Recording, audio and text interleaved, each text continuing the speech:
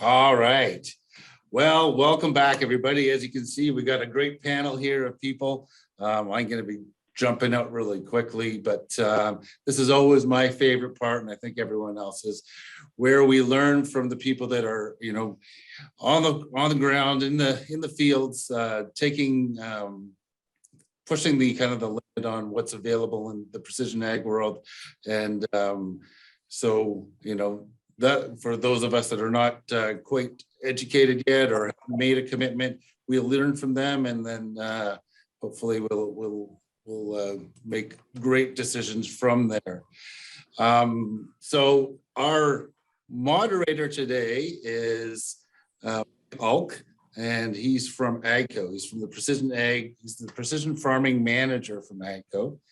He's responsible for customer business development and training, as well as providing operational support and consultation via AGCO's Precision Ag line, which is PAL. Mike has worked for 16 years and supports the Fendt, Massey, Ferguson, Gleaner, Challenger brands in the successful integration of precision agriculture for mixed fleet customers. So go ahead, Mike, and take it away. Thank you, everybody. Thank you for the opportunity to help you with this event, this Precision Ag discussion here. So again, my name is Mike Uilk. I'm with AGCO as a Precision Farming Manager. You said it very well. I deal a lot with the setup, consultation, operation, day-to-day operation of precision ag equipment for AGCO, and that often will deal with even technology and systems beyond AGCO. So you can kind of think of me as kind of that geek that sits in the buddy seat and helps the farmer, the operator, with their technology. As you might be familiar with, like the Geek Squad at Best Buy, this is similar to that. I'm your technical expert for precision ag equipment and systems and services on the farm. So along with that, we have a few farmers along with us I want to introduce you to. So first we have Jeff Bennett. Jeff Bennett is a fourth generation farmer out of Dodslin, Saskatchewan, a small village in the west central part of the province where he farms with his wife, Shiloh. Jeff graduated from the University of Saskatchewan prior to joining the family farm where they grow wheat, canola, barley, and lentils on their 4,500 acre farm. Jeff has been working with variable rate for quite a while, at least the past 15 years. Also along with us, we have Matt Ververs, third generation farmer with his family of 5 who farms near the Wasaga Beach, Ontario. He manages a 1,000-acre cash crop farm of corn, wheat, beans, and rye. The farm uses cover crop, strip till, and no-till to do and also some custom spraying. The farm is also attempting to plant green and getting into more composting of a local product. Also along with us, we have Taylor Phillips from Producer's Edge. Taylor grew up in a grain farm in southeast Saskatchewan, later graduated from the University of Regina, and has worked in agriculture ever since. He now works each day to assist producers in implementing processes and utilizing technology to achieve their management goals. Taylor will share how his team approaches technology in agriculture and demonstrates several simple and effective tools that Producer's Edge clients have been able to successfully utilize to overcome challenges on their farm. Taylor's goal is for participants to leave the presentation armed with strategies and tools that they could take back to their farm to successfully implement. Perfect. So Jeff, if you're ready, we'll go ahead and hand it off to you. Tell us a little bit more about yourself. I think you have a few things you want to show us. You betcha. 1 second.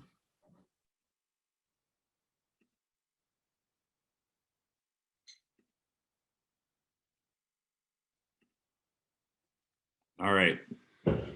So, like was mentioned, I farm in Dodsland, the west central part of Saskatchewan. We've been on and off with variable rate for the past literally 15 years, on again full-time now on our 4,500 acre family farm. Right now it's basically just me.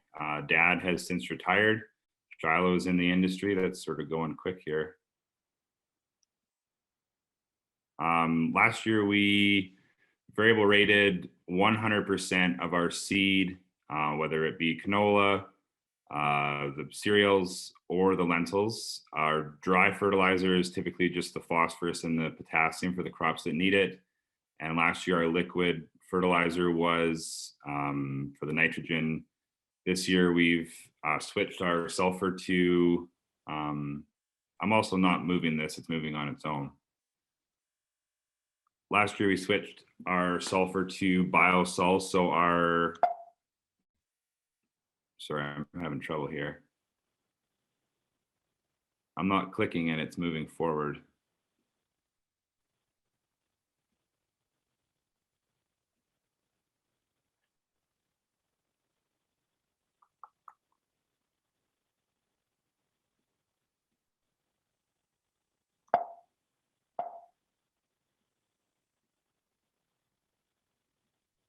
Is there a way to give control back? Because I'm not touching it and it's moving.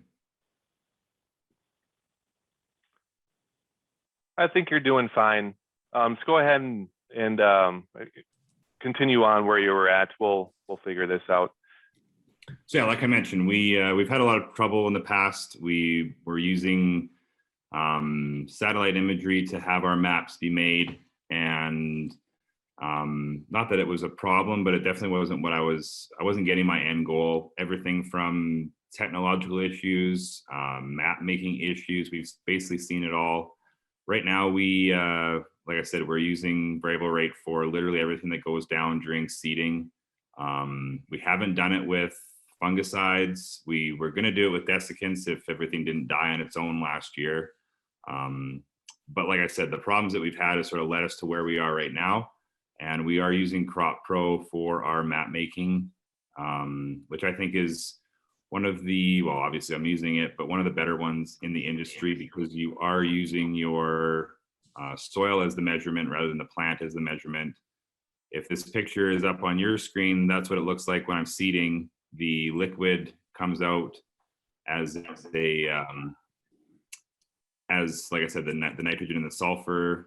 This year we're splitting that out a little bit, but everything's controlled through John Deere. So that's one of the nice things about using one line of equipment, is I don't have a whole lot of issues with different pieces of equipment finding each other or talking to each other.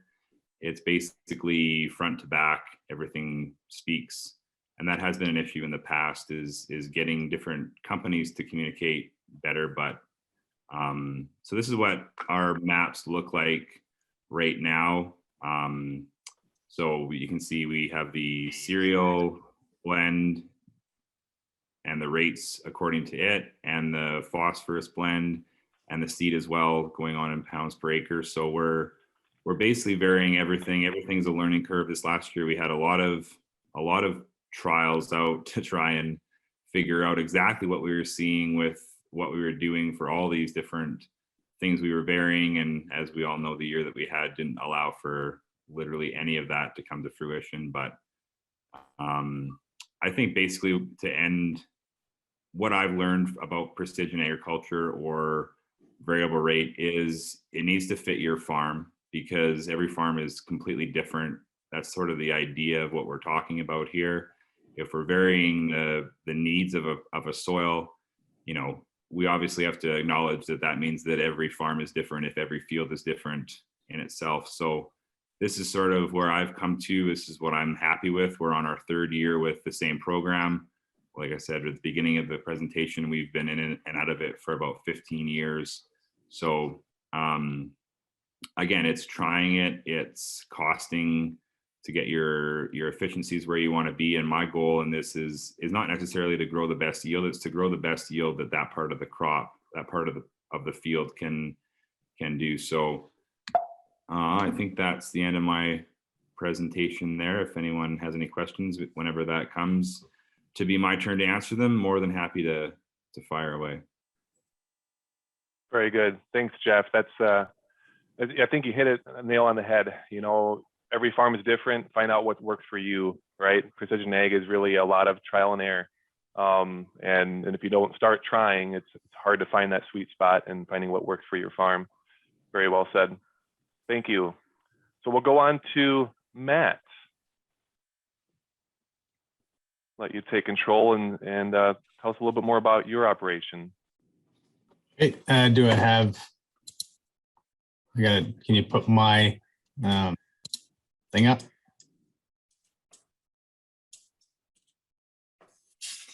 Oh, all right. Request control. And I apologize, that was my fault. I was hitting buttons. All right, I'll stay away from that now. Afternoon, guys. Matt Ververs, Wasaga Beach. I'm in my mid-30s, got a young family of 5, as you can see. Been farming since I was 16. I think I rented my first ground. Since then, I worked for a local co-op doing custom application. When they were bought off, we purchased our own sprayer. I've been doing that ever since, custom spraying. And around 2014, my father got fairly sick, so we moved home to the home farm, took over. Yeah. I've had an off-farm job for about 10 years now as well, which does work well with the cash cropping. It's busy in the winter, in the middle of the summer, kind of after wheat harvest, so works pretty good that way. Now I gotta change. How do I click the next one here? Oh, there, okay. Hopefully this doesn't go nuts. Control process farming, just trying to keep everything that goes on the farm controlled by us. We used to do a lot of custom farming, from tillage, planting, spraying, combine, the whole deal, but just wearing stuff out, manpower, stress. So we got kind of rid of all that. Everything that's done on our farm is done by us and called the closed loop. Yeah, even having a sprayer and combine in our area for our size farm is getting kind of rare. Find out how I change that. Oh, there we go. I do have an on-site grain storage. The larger bins we use for corn and soybeans. I do have moisture humidity sensors we put in a couple years ago. Really like them. Give us the ability to harvest soybeans a little bit wet and can bring them down in moisture. Just run the fans and also bring them up. We've had harvested 10%, and to be able to put that humidity back in, once you've done it once, it's really worth it. So that's pretty cool. We do have a small grain dryer, so everything that all the corn that comes off fields does go to that through our system. There we go. Machine shed, not as big as most guys, but just being cash crop, we don't have a ton of equipment. Moving away from full scale tillage really cuts down as well. I do wish it was heated. Hopefully in the next couple of years, we do get into that. But yeah, I did build a coverall this year as well to kind of cut down on storage space taken up, because it's essentially paying Tetris every year to get it all in there. Our ground is very flat. We're about 2 hours north of Toronto, just in the bottom point of Georgian Bay. So where we are, it's dead flat. Essentially, the glaciers came off the off Georgian Bay. Yeah, where it might see a 2% if we're lucky. Very variable land. So yeah, we're from 5% CEC all the way to 35 and above some spots, and sometimes in the same field, and even very close together. Yeah, so variable. The ability to control the planters and stuff is pretty important for down pressure, nut pressure, what have you. Yeah, we do have a lot of different weather patterns as well, because we are so close to the water. We'll get a lot more snow than even 10 minutes south of us.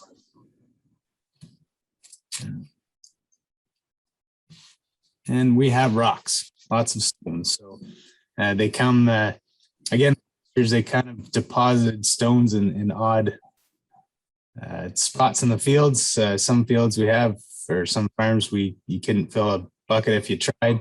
And some, like you see here, that's every year. So that's the reason we moved away from full scale tillage and into strip till, because it's not fun. All right. For soybeans, Jeff, I heard you say you had a Salford, so Mine's probably a bit smaller than yours, but it's a neat unit. I've got a front gang on it, so we can do no-till. Lots of times the ground's a bit harder. We'll drop the front to do minimum till per se, and it's essentially a VT. We do 7.5 inch, or we have 7.5 inch rows for the wheat, but we lift every third one and do what I call a skinny twin row in soybeans. Broadcast our K on before it for soybeans, and that's it for soybeans. I have been doing trials with fungicides and different growth hormones on that, but haven't seen big payback yet. So wheat, we're using R40. It's been doing really well for us. I do a bunch of fungicides and nitrogen trials. That's something I like to play with. It's easy to do in the sprayers. But as much as I like playing with that on wheat because it's easy, it doesn't pay off, it seems. Done a lot of split, different like 3 and 4 and applications, and the bottom line is on soft red wheat, what we're kind of sticking with now, 1 pass of N and a head fungicide like fusarium fungicide is a no-brainer. We do plant with dry fertilizer in row and then use liquid pass in the spring for nitrogen.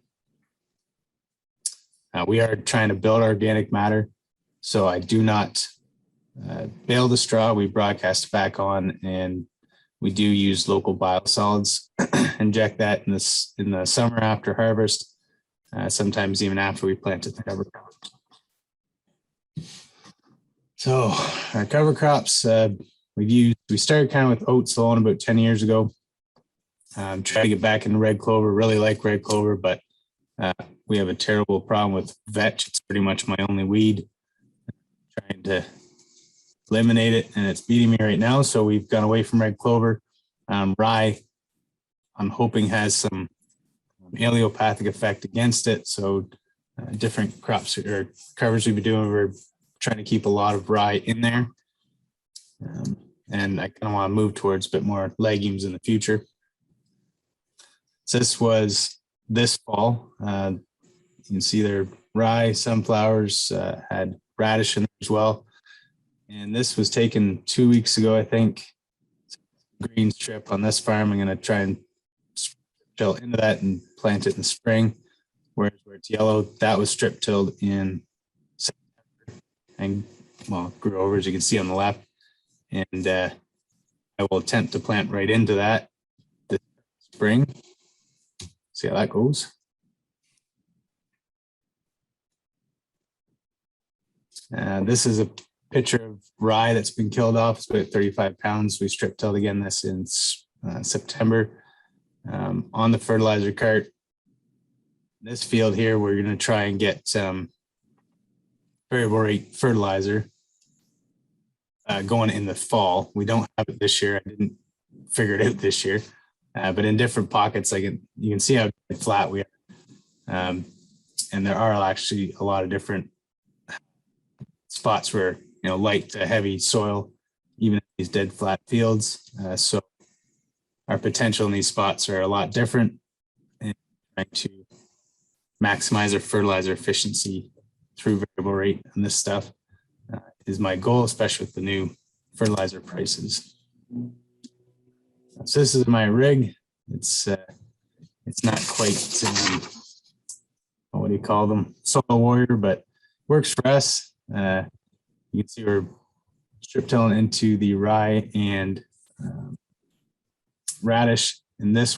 So I do have the ability to do it in the fall. Right now we're on the shank, so you can see on the right, and in the spring we can put urea through it or a dry mix for nitrogen with the blades, and it does a great job. I am trying to get away from that 2-pass system, even to a single pass and do a stale strip bed. We start running into issues on how much as it goes through the planters and that point, but we're just trying to cut down on our passes. And and even hopefully on the planter by spring, we're going to have variable rate liquid and dry for fertilizer as well.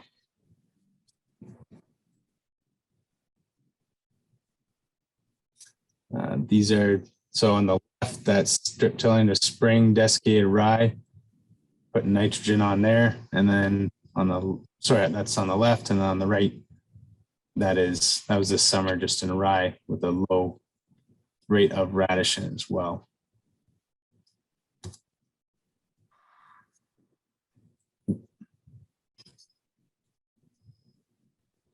Some pictures I showing off, that is spring rye roots. Kind of blew my mind this spring on, I think that was 30 pounds of rye drilled in, but it just an amazing amount of roots that are growing in the spring, even though it doesn't look massive. That was in, I'm going to say early March. So we had a warm start to the year, so it got up and got going, but it blew my mind the amount of roots that were there. Center picture is just kind of a picture of the wheat stubble. Does hang around. We cut it high. Yeah, you kind of see the strips there. And then I'm planting into rye on the right side here as well. So that was fall strip tilled and still planting. So we plant with an 8-row John Deere. Yeah, bit of an aggressive closing system for when we do no-till. Really like that. We do have the Precision Air Force system on it for not only down pressure, but lifting. That's been a big thing for me that surprised me once we put that on. Planter spends lifting the units, especially when you go through those lighter areas, and then all of a sudden you'll be in a heavy compacted area and she'll shove it down in, or just a higher clay area. So it does, those systems are unbelievable. I do have air. The Cadillac is to go to hydraulic. That would be my dream. So soon enough, hopefully. Right. One thing I mentioned too, that flat ground, we can get away with a lot lower horsepower than a lot of guys need, because I don't have to pull up any single hill at all. Again, you can kind of see in that picture we're flat. So this is right in front of my shop. We do use Y drops. So boot shoulder high or chest high corn, we go in and try and just beat the rain and put nitrogen on, liquid nitrogen between the rows, or pour it right on the root balls. And it's, we did a lot of trials with dry over the top. I don't like how much it burns the corn plants if you don't have rain within, a couple hours. So once we got into this, we really saw a big difference, even when it doesn't rain. In 2019, we had, I think it was 6 weeks after we did application, that we actually got some moisture, and the harvest trials really showed that the Y drops paid. So that's a big part of our corn growing system. For my playing, I mentioned the compost. Basically, I get just anything that people drop off. So we get wood chips, old hay bales that people drop back there in my play zone. We've done things like had nitrogen like urea from the local co-op, just kind of the chunks and whatnot that won't go through the mixer. We've mixed in with this stuff to help speed it up. We put pig manure on this fall. Just kind of, that's my little project. Been doing it a couple of years, and just putting it on one farm, which kind of right beside there. Low organic matter on. We're trying to see how much and if I can build that with this free product. This summer we did a root pit with soil and crop. It was kind of neat. I more or less wanted to compare my strip till system to my deep ripping. So it was neat to see what the ripper did. This was on a pretty compacted farm, dug down in. Probably the coolest one, or the one that surprised me the most, was the plant green system. Just seeing how loose it was in the top 6 inches, what that rye did. Now, the planting population was interesting, but either way, it was neat to do, neat to see the different systems. Yeah, it's kind of fun.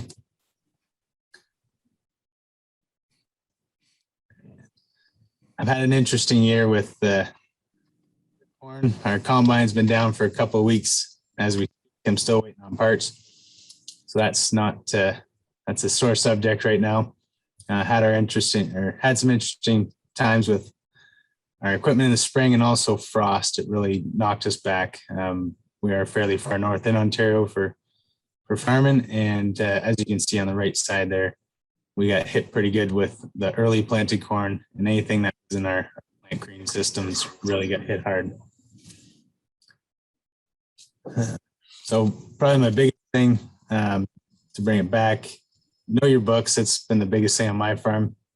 Understand what I'm doing. A smart guy once telling me iron addiction is real. So figure out what's working for you. Don't just go out and buy everything that looks neat. Return on investment's my biggest focus, but besides cover cropping, because I'm having a hard time making that show payment. But yeah, and recording what you do, find your own financial planning program. I personally use Excel. That's something I understand, and I put everything into one program. I didn't have a ton of confidence in the cloud systems in the past, but I've started using the FCC one as well, and they've come a long way. So recording what you do is probably one of the smartest things you can do, in my opinion. Well, this thing takes a bit. And early transition, that's another thing. If anybody's, one thing I can really push is getting ahead of the game for transition. That's been something that's really helped me and my family. Well, my parents kind of gave me a lot of control at a young age, or yeah, that's really helped me kind of grow myself and our farm. So something I like to share. That's my thing. Very good. Thank you, Matt. I find it interesting that you get your hands on everything there. You're experimenting with a little bit of everything, and that's really cool. That comment you make, if it doesn't pay, find another way. I like that. I might reuse that if you don't mind. All good. It's very true though. You know, we find a lot of really in any industry you are, but the agriculture industry, you know, isn't getting any cheaper, right? Our input costs are not going down, right? Our equipment costs are certainly not going down, and you know, that addiction to that iron is definitely a real thing. And if it's not paying for you, then what are you doing? It goes back to those decisions and planning that you are highlighting. That's before you go get the checkbook out to buy that new tractor you think is going to do everything for you. Maybe we should have another look at your operation. That's very, very true. So thank you for that. Good stuff. From there, we'll pass it over to Taylor. Taylor, again, is with Producer's Edge. I think we'll have some good stuff to show us here as well. Go ahead, Taylor.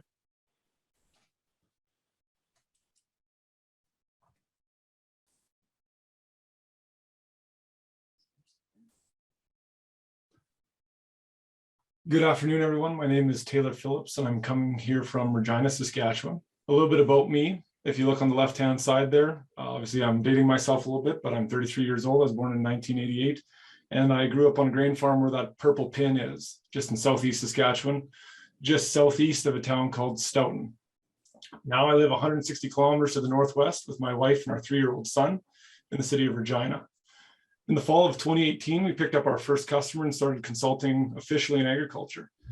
Now we work each day to help producers implement technology on farm and put different processes in there at the same time in order to help them achieve their management goals. Speaking about our customers a little bit, because we focus in Saskatchewan, they grow 3 crops primarily, even though there definitely is a wide variety of crops on every farm. But at the core of it, there's going to be a cereal such as a hard red spring or a durum. There's going to be an oil seed such as canola and sometimes a soybean. And then there's definitely going to be a pulse, especially us guys around Regina here. You're going to have a lentil for sure in the rotation, and maybe even a pea. Acres wise, we're dealing with farms from a couple thousand acres to farms that are tens of thousands of acres. On the technology side, for the parts that we would touch regularly, we usually have a nerve center program, a backbone program, I would call them, such as Trimble Ag Solutions or Granular Business. And I call those the backbone because not only can you put a lot of information into those and use them as cost management software for agronomy or your inputs, but we're also seeing where guys are able to feed that a lot with machinery-based programs such as John Deere Operations or standalone programs such as Agromatics. So we spend a lot of time helping get that infrastructure set up and then feeding it inside so that we can actually get to the point that we're really looking for, which is the decision making. So to speak a bit about what we've, oops, I got to back up a slide here.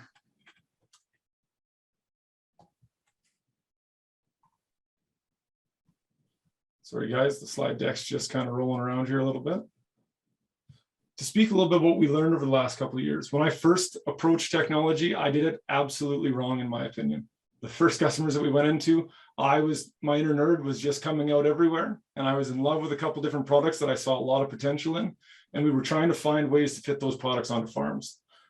And so now I think that if I were recommending to producers what to do, this has worked a lot better for us. We looked back at our projects that were working, and we started with the decisions that were really bothering guys, the things that they wanted to do, either the big strategic goals or the rock in their boot that just wasn't working. And in order to figure that out, we'd go, okay, so what information would you need to make a better decision next time, right? Whether you're doing a trial-based program, whether you're trying to buy another piece of machinery, whatever it is, what do you need for better information? And when you know what information you're looking for, then you can look at the data and say, what kind of data would I have to collect on my farm to make that, turn that into information? And I wanted to find these 2 points a little bit from what our perspective is. I consider information something that you could look at on a weekly basis in a very short period of time and tell very quickly whether or not it's in a good position, heading the direction you want to go, or something that you have to dive into deeper. So I like to stick into the graphical side, bar charts, different pieces like that, where you can quickly look at it. The whole thing should take 10 minutes. You can see there. And then if it's not trending the way you'd like it to trend, then you can dive further into the data to actually find it out. Instead of having big, long, onerous reports that you can't really get through in the time. The people component's towards the end, but it really should just be a bar that's all the way across the top. Because if your people understand their roles and their responsibilities inside of everything from data collection and preparation, all the way to getting it ready for the actual decision-making process, they are the absolute most valuable part of this entire thing. But if we don't define decent roles and people don't understand what their responsibilities are throughout the growing season and collecting that information, they're also probably one of the biggest roadblocks to success. Once you have a general outline, not super detailed, but general outline of the decision you're trying to make, the information, how you'd like to see it, and that data that you have to collect, then you can go out and get that product or the sensor, which is literally the opposite of what I was originally doing, to the point that we actually used to sell technology, which we no longer do, so that we can stay a little bit more agnostic to ensuring that our customers are picking up the right product. So like I said, start with that decision, work it all the way down, and then find that product or sensor that you're looking for. And I know that it'll change what you're doing a little bit, because maybe that sensor actually has the ability to convert it into usable data, but it won't change it as much as you think.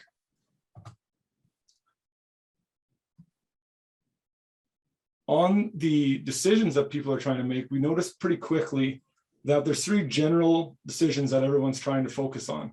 There's the big overhead goals, like transition, like Matt was talking about, successionship, big machinery purchases, whether you're going to grow the farm, whether you're going to slow the farm down, whether you're going to implement a huge technology process in what you're doing.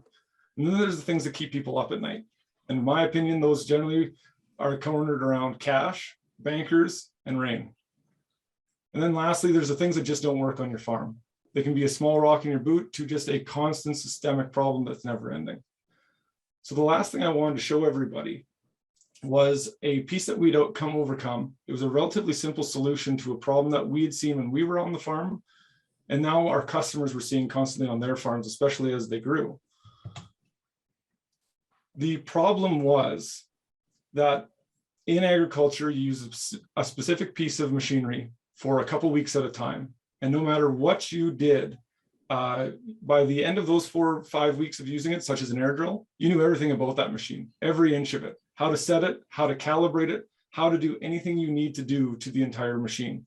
But then there was 10 months that occurred after that before you used it again. And relearning how to use that machine and all those little nuances, how to set that GPS, how to load up the RX map, how to get your blockage monitors work, what your tank orientations look like, how you calibrate, all those different pieces, those became a real struggle. The problem was the customers had the people, they had the machinery, and they had the knowledge at times. We just needed to find a place to store that information and make it really easily and accessible for them to get it. So after playing around with a couple ideas, we said, let's try out QR codes and see where it goes. So we made individualized QR codes using a Google Sheet and put the QR codes in the cab of each machine. And then we needed some content, because all that an operator was going to do was scan that QR code and hopefully have a repository of information there, whether it was videos, pictures, anything that could help them with the little pieces they were going to have trouble with inside of that season. So for example, we were hoping we would have calibration charts. We'd have a video on how to calibrate, some pictures on how you orient the tanks based on what crop you're going to do, how to set up that blockage monitor, how to calibrate that blockage monitor, and a lot of these different pieces. It didn't take long to realize that because there's smartphones in literally every guy's hand, that they were quickly filling these QR codes up with videos, with pictures, anything that they needed in order to make it happen. They were able to make their own content, they were able to store it. And the even more important part was they were able to add to it. So once their suppliers found out they had these, we were getting sheets from suppliers, chemical spray sheets, whatever it was, that they could put in the QR code to help out with the team. And they were happy to provide that. And throughout the year, if all of a sudden they had an issue they hadn't had for a while, and a technician came out, they'd shoot a video over his shoulder and attach it to the QR code as well. So if you haven't done it already, I don't need to lecture you guys on how to use a QR code because I'm sure you've used it in 100 restaurants by now, but open up your phone and scan that one on your screen right now. What that's going to do is it's going to take you to our blog if you click the little link at the top. And the most recent blog post we put on is called QR Codes on the Farm. And if you read that blog post, it's going to detail a little bit more the benefits of using a system like this. And if you scroll down to the end, you'll actually find that if you click on that link that says Google Sheet, it will give you a copy of the instruction. It'll open up a Google Sheet that we put on the public drive. And the first tab is all the instructions, all the way from creating QR codes to adding content to printing them. And then the second page is actually the generator, I would call it, the way that you can put a link in and actually make a QR code for yourself. This is all free. You can just use it whenever you want. It really helped our customers overcome a small problem with a relatively simple solution. And I just wanted to take some time today to demonstrate that, and hopefully you can implement it on your farm as well. I'd like to thank you all for your time and attention. I'd like to thank the Farms.com team for giving me the opportunity to present this today.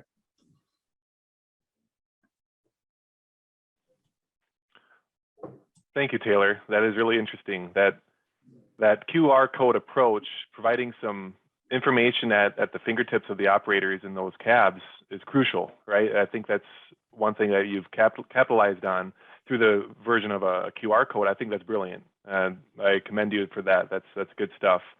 One other thing I noticed that you had mentioned in one of your slides here, your goal or issue first, and then technology second, right? How could you make a good decision on what kind of iron or products or sensors to buy if you don't know what you're trying to accomplish first? I think that's kind of the theme here with all three of you had mentioned is, what are you trying to do at the beginning? What is our goal? What is our problem that you're trying to solve? Finding more information about your operation. What are the facts today? And then where do I want to achieve tomorrow? Your equipment decisions should be after that. And I think that was a really good perspective to put it that way, Taylor. So good work, good stuff there. It actually kind of makes me think of something that, myself working with a lot of growers and dealerships and different outfits that provide or support technology is, when your dealership, perhaps, I saw a lot of John Deere iron in these examples. So if you're working with your John Deere dealer, you buy that new, piece of technology or that new tool, that new tractor, whatever it might be, is how easily accessible is that support. That's really important. And I think that's what you're trying to put out there with that QR code. Something that AGCO has been doing is something we call our precision ag line, our PAL line. Call your PAL line is, we've deployed that with a few of our dealerships. Then actually we got one in Canada, central western Canada, but various others in the US where that precision ag line is just simply a phone number that they can text, call to get to a group of experts, whether they might be with AGCO or they could be at the dealership, whoever those experts might be. It gets to them immediately with their phone, right? No app. I don't have to download this manual. I just need to call or text someone with the answer, and that works out really well. So very good. One thing that I wanted to do here today is ask you guys a few questions. I'm going to kind of call out to the group, and whoever feels more comfortable answer the question, go ahead and do so, or I might pick on you if I don't get anybody that wants to say anything. But one thing I wanted to ask you guys is, are you guys using any sort of telemetry systems today? Telematics is a big part of, the equipment we use. The Internet of Things is, agriculture equipment is no exception there. So, Jeff or Matt, do you guys use telemetry today? I know you're using John Deere, so like JD Link, John Deere Ops Center, are you using that today, and what level of involvement would you say you use? I'll go first there, Jeff. So simple answer is no. Mostly because, like Jeff as well, that we're the only guys on our farm. Having said that, I still kind of work closely with our local co-op there. And it is impressive to watch. They do JD Link, and they've got it in their tender trucks and sprayers and applicators and what have you. And it's you go in their office and there's just a massive TV on the wall, and you can see where everybody is on Google Earth or what have you. So it's, I worked there 15 years ago or so, and it was going over the radio. And if you wanted to have a sleep or a snooze in the back of the field, and just turn everything off. So it's impressive how efficient you can make a business to that size to run, as opposed to having one guy try and understand and coordinate, and have that guy's sick today. So it is impressive. Does it fit my farm? No, because if the tractor's moving for me, I'm in trouble. Yeah. Understood. You probably have a pretty good grasp on where your tractors are and how they're performing, because they're likely you're in it. I understand. Very good. How about you, Jeff? Do you use that much at all? I have thrown, boundaries off to a few pieces of equipment just to make sure they're the same. I've put in prescriptions from my own laptop, kind of a thing. More what I've used it for is more acute questions that I have that, it's more lazy than it is, usable. I just go out to instead of going to the tractor to see something in it or whatever, I can look exactly where it is. I see that that's probably one of the things that's actually happened technology wise that's come ahead of the need for it. I don't really have a need for it yet, but I know, when it comes to storing information and being able to find, differences or similarities between fields or applications or whatever it may be, I know that information is there. So I definitely see it being a part of the farm as things go forward. But as far as using it every day, I haven't really needed to. Sure. Mike, I'd like to pop in there and say that we've got a couple customers that use different telemetry systems. And one thing I would say to anybody is, if you're ever going to go talk about one of those nerve center products like I was talking about that you're going to eventually feed, actually invest the money first in a telemetry system such as JD Ops or whatever one you want to put your flag on. Because if you can get those to work and be calibrated and work properly, the data collection system and the ability for them to mate up with the proper software at the end of the day is absolutely unbelievable. Guys are out in a field, tasks are being completed automatically in the software on the other side. But it's hard to do it if you started manually and then go into this and already had the software. Go get the telemetry first and do the software second. Great point, Taylor. You segued perfectly into that. That was the exact result that I wanted to hear from you gentlemen is, the users themselves, Matt and Jeff, being the grower, the farmer in the machine or on site, telematics maybe isn't their first thing they're using of the day. It's being used, but not maybe on their day-to-day stuff. But for groups that like Taylor works with, and even as a manufacturer with AGCO, having those connected machines is crucial in order for us to collect the right data, and to make those decisions. So it goes back to that decision-making factor. Right, we can't make good decisions if we don't have that data. So that's really good, really good. Thank you, gentlemen. Couple more questions here before we run out of time. I see we're coming up to our timing here in a few more minutes. What would be one piece of technology that you've used over the years that you just couldn't do without? So I think 15 years is kind of a good timeline of experience of the crowd here. What would be one piece out of that you couldn't do without, or is life-changing, or really impactful to your operation? I think GPS is probably more important than people even realize, because not only does it give you everything we're talking about today with the ability to use sectional control to save inputs, or to even use variable rate technology to change your inputs based on what the soil or the plant needs. I think on a very simple mindset, it allows farmers to do more with less. I mean, it allows machines to, even if they aren't talking to each other, to use the same lines. It allows longer hours, more efficient use of time. If you're combining and you can't see a thing because it's dusty going the one way, you got a combine or combines behind you. A grain cart comes up. I mean, everything is a lot more idiot proof than what it maybe was when not all farmers were idiots like we are now. That's spot on. That what it kind of strikes me as comical, being as someone that supports a lot of farmers and in their machines. If GPS is down, the machine's broke, right? That's just the way it is. So I that's a very good point. How about you, Matt? Well, you said pick one thing, and Jeff kind of stole my auto steer slash GPS. That is a big part in farming. I remember my dad saying, in his lifetime, the big thing came along was hydraulics for them. That changed farming for them. But I guess short of GPS, just the ability to use computer programs to your like Excel is something I can't live without. I carry that with me, or that's something I enter everything into. And there's all sorts of different programs. I use Excel because I'm an Excel nerd. I like that side of things. But there's all sorts of these different programs. We used to telemetrics on the last one.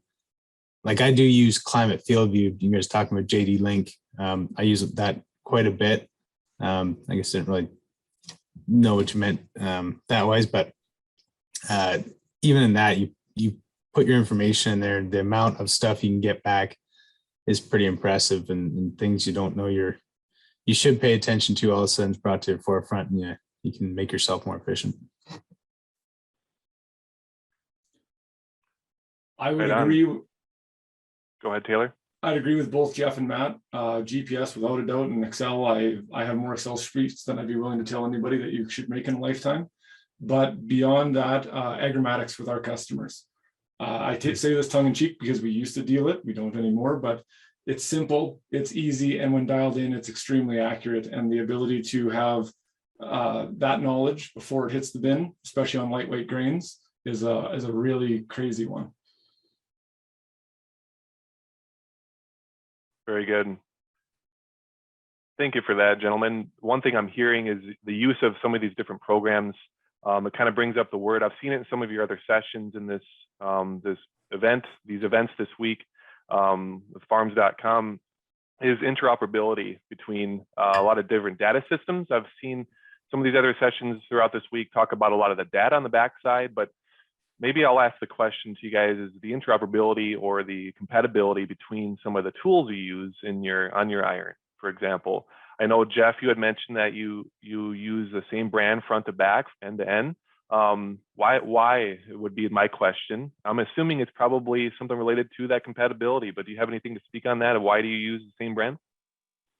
Well, that's a sort of different question than technology. For the reason why I'm front to back same brand is because of service, mostly. And it is nice to, like, I guess when it comes to VR, the only product that wouldn't be John Deere would be the Raven, the Pattison liquid kit to put the liquid fertilizer on.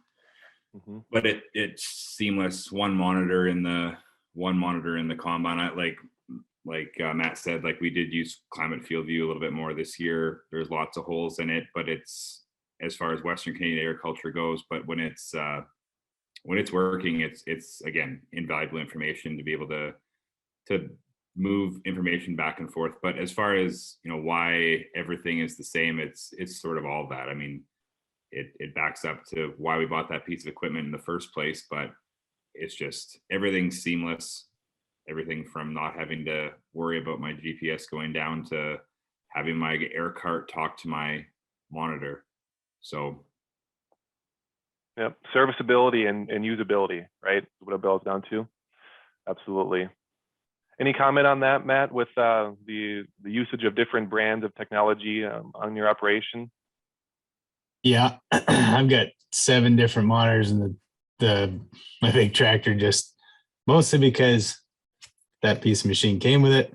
I made it work. Like when we got this strip till, I had an old corn planter monitor that was a simple one, but it worked. And I was trying to make things work on a budget. And now the next one will fold into my John Deere 2630, but it's to get everything to talk. Like on my older Salford drill too, it doesn't talk with John Deere. So it is frustrating. You have a Christmas tree of monitors, you think it's cool when you put them in there, but it is a headache and a half when it comes to an issue here or there. So don't do it. Definitely try and put everything together, because or else you just get pissed off at one piece of equipment. Mm-hmm. Yeah, I agree. Getting things to talk to each other is important. And I think that kind of cues up to Taylor's world, where, the data that he's trying to aggregate and put together and help you guys make decisions, it's data in, data out, right? If it's bad data in, you're not going to get good data out. So that's good comments. Moving along here, there's talking about sustainability, in the workforce and being able to, have enough daylight, enough time in the day to be able to accomplish what you're doing. There's a lot of tools out there in terms of supporting sustainability, but what are some ways that you guys are doing in your operation? And then what is the major obstacle that's preventing it? I know, Matt, you're doing a lot of no-till and minimal till kind of operations. And, what about just overall year-to-year sustainability, trying to deal with these input costs that keep rising? Is there one particular tool or tools that you guys use, or what are your thoughts there with sustainability? I think economics for us is the biggest driver into sustainability. For us, we've been sectional control on our liquid for a long time, last couple of years with our dry, and that's just straight costing, being more efficient with your overlap and with your headlands and everything like that. But as far as sustainability, more in an environmental standpoint, we've been no-till for the last 25 years. Again, it's almost a natural progression out here, because our limiting factor is always moisture. So if your limiting factor is moisture, it sort of goes hand in hand with making everything more efficient if you're trying to conserve that. So it's more, I don't think it was anybody really, really smart and said, I want to save the world by no-tilling out here. It was just, if I till this land to kill these weeds, I don't have any moisture and I don't have a crop next year. Just the way that the world is over here. But no, I think as far as technology goes, like the sectional control is definitely would pay for itself. And if you didn't have it, it would pay for itself this year alone. And the VR to the side of it too, of being more efficient, understanding what your soil's capability is and what the risk management of more or less moisture being in a certain part of the field, or the topography or the clay content or whatever it may be. However you've made those zones, if you're fertilizing for the entire, or even seeding for the entire field the same way, that's just inefficient. My goal is to create the most efficient use of fertilizer, seed, and water. And to do that, it goes back into what we talked about with everything, with using your data and understanding it. But I think we were forced into sustainability out here. Very good comment. Rain, H2O, moisture is your driver, right? That it's an enabler and a limiter, right? That's a very good comment. Very good. Any other comments on that, Taylor or Matt? Jeff nailed it. Yep, I think so too. Now, it's Christmas is coming, right? So what would be your wish list in terms of precision ag technology on your operation? What is a wish list to the scientists and engineers in the Taylor Phillips of the world? What is your wish for, that you wish you could just snap your finger and have it in hand, or deploy it in your operation in terms of technology? What's coming around the corner that you're aware of that you wish you could have today?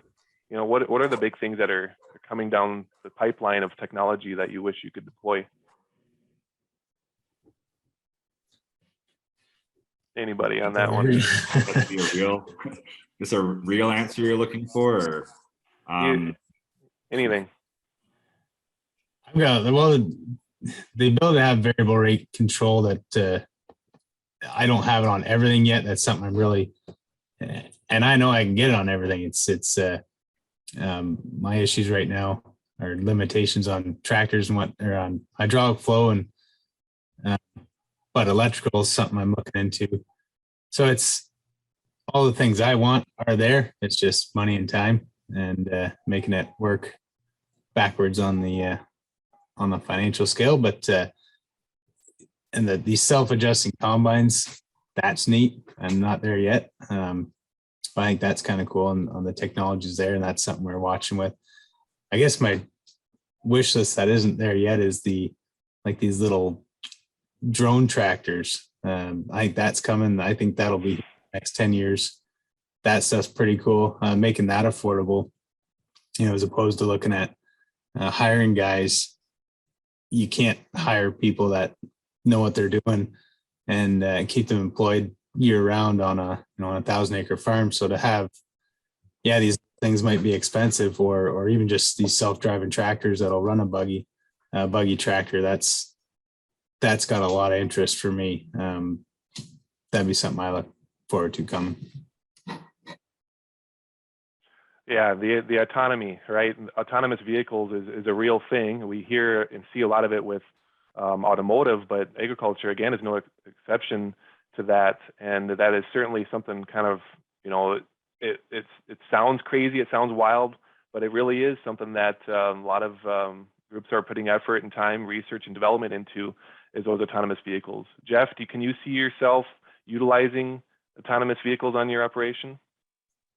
This is recorded, so I probably shouldn't say what I'm going to say, but I don't see that taking off widespread. I'm sure that there is places where it can work, but I mean, if I'm a farmer, I don't want to spend half my time going to get a little idiot tractor out of a slough that it should have known was there. So I'm sure there's some tasks that it could do. Rolling behind an already generated seeded field, rolling it, or maybe even as far as having a grain cart be pulled by an autonomous tractor to come up to the combines and take where it's at. But there's too many things, too many variables in a field that can get something stuck, or again, this is recorded, so in 10 years when Matt's right, if you can shove this in my face, but I just don't see it doing what people think it's good to, what it would need to do to be cost effective. But again, my land's not flat, and although I do have rocks, there and no trees, but coulees, like there's just you have a little bit of a mistake, and all of a sudden you've got a $400,000 piece of equipment in the bottom of a coulee or in the middle of a slough, and then you got to go get it. And what was the point of having a tiny idiot robot do it instead of yourself? Yep. I think that's a very real concern. That's a very practical approach, right? Where autonomous vehicles would be great, but they got to work, right? And if I got to assist them, then what's the point? It's kind of what I'm hearing from you. That's a very good comment. There's down to the last couple minutes here, I got some questions coming in that one of them kind of particularly plays right off of that autonomous vehicles and tools. Maybe changing the lens we're looking at, or the angle of view on that question, is more of a philosophical angle. Is do farmers really even want autonomous vehicles? When we start talking about autonomous vehicles, that integrates that marriage of machine and man even tighter. Well, that's taking away some of those age-old duties of man, of touching and feeling that crop and harvesting and planting it, and et cetera. Maybe how do we deal with that when we do more autonomous vehicles? It's taking man out of the equation, so to speak. Man, and I mean man as the human species, by the way, men and women. So I'll ask it that way: is do we even really want a fully automated farm? It's not the romantic side of it. Yeah, being in a tractor is fun, but not after 3 weeks of being in it for 18 hours a day. So no, it's not a romantic thing as far as what I want some robot to do it. I just don't trust it. It'd be like having your 4-year-old kid out there and expecting him to know what to do and not get stuck. Sure. So you'd let a robot help you if it works, if it proves its worth and it can handle the load. You'd definitely allow its assistance. I'll let some other farmer find robots that work first. Yep. And when it comes to robots, I think I'll I'll be second to get it. They are neat, and the buggy thing is something I could see really working because you can A, keep an eye on it, B, it is a simple job that Bubba does. No offense to the Bubbas out there, but it is, you find those jobs plowing. I don't plow anymore, thank God, but that's something that you're like, yeah, I'm going to plow this weekend.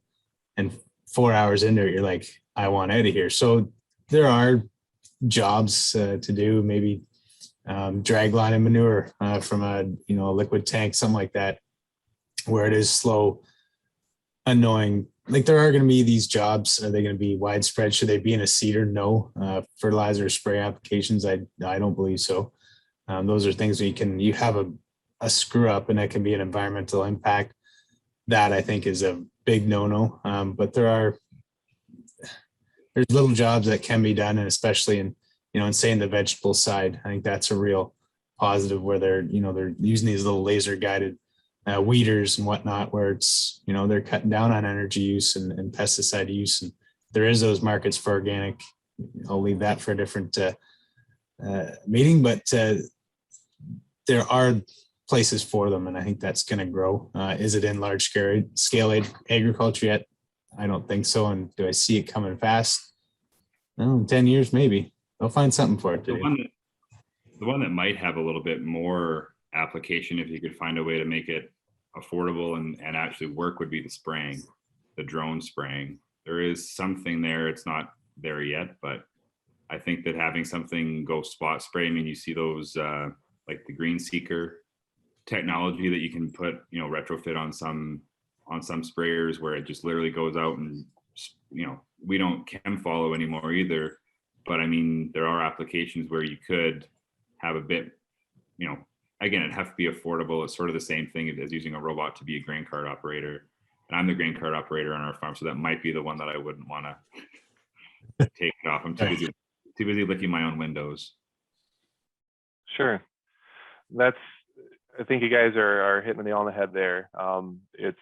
It's coming, it's how we deploy it is really the important part.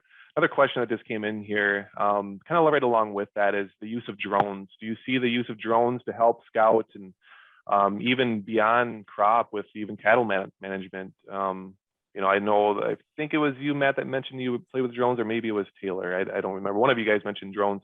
Well, what are your thoughts there with, because that's more of a real, it's here, it's now. You can go to Walmart and buy a drone kit easily. It's affordable in most cases.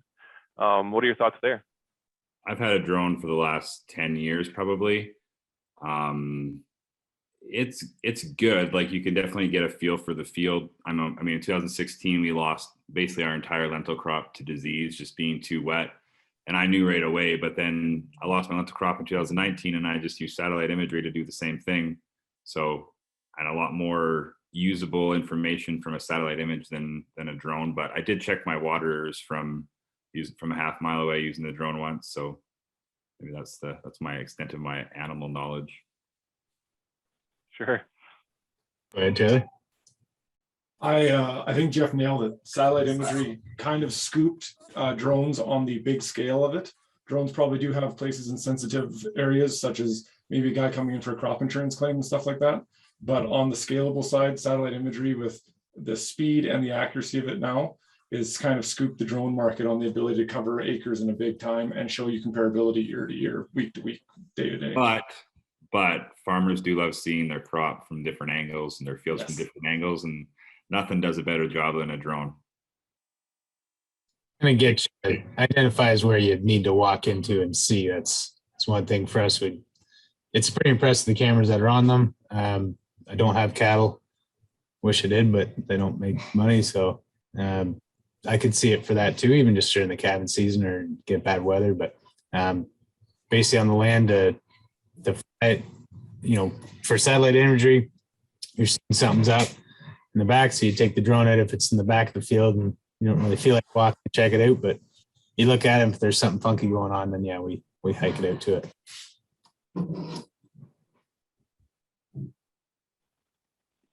Very good. Well, thank you everyone for the opportunity to have this discussion. I think with what you guys have mentioned is very relatable and probably resonated with a lot of different farmers out there. You know, I've seen from my perspective a lot of farmers that are doing it all themselves, and the next guy is outsourcing a lot of it, and then everybody in between. And the one common thing I'm finding throughout the years is people are getting more in tune with, they know what they know they need to change, they know they need to make better decisions. It's just how, you know, and groups like what Taylor's working with can really help with that. And I love seeing that you guys are, you know, have taken it by, you know, grabbing the bull by its horns yourself and doing it yourself. But you're also learning that, man, there's a lot of decisions to make there, and if you're not collecting the right data, how could you make a good decision? So again, thank you for that. I think that was a great discussion. I think we're caught up on questions. So I guess I'll pass it off back to Andrew there. I think we had a good talk. Yeah, perfect. Thanks so much, everyone. Mike for moderating it. You asked some great questions, and all you guys, Jeff, Taylor, and Matt, for your insights on what you're doing, what's working, what's not working, and I think you know, where we go from here is going to be interesting. You know, we had a lot of presentations that were, you know, about robotics, about stuff that are, you know, way ahead. But then we hear from you, and perhaps maybe it's not as coming up as soon as we anticipated. So that's where it's really important to get your feedback and get an understanding of, you know, you're in the field all the time. I live in the world where I want to see what the newest technology is. So I get a little geeky that way, but that's my excitement. So I want to see everything working right away. But the practicality of it isn't always there. So really appreciate the feedback, everyone. Thanks, Mike, again, Taylor, Matt, and Jeff. And thanks everyone for joining us this year at our Precision Ag Conference. Again, everything is being recorded. So if you didn't get a chance to see any of the presentations, you're welcome to check them out for the next 10 days on the site. And yeah, hopefully we'll be able to see you in person for our next Precision Ag Conference, which will be January 29th and 26th and 27th. I've been corrected. In London, Ontario, here at the Convention Center. So we'll be sending out some information about that. But again, thank you, everyone. Really been a great week, and hopefully we get to see you again soon.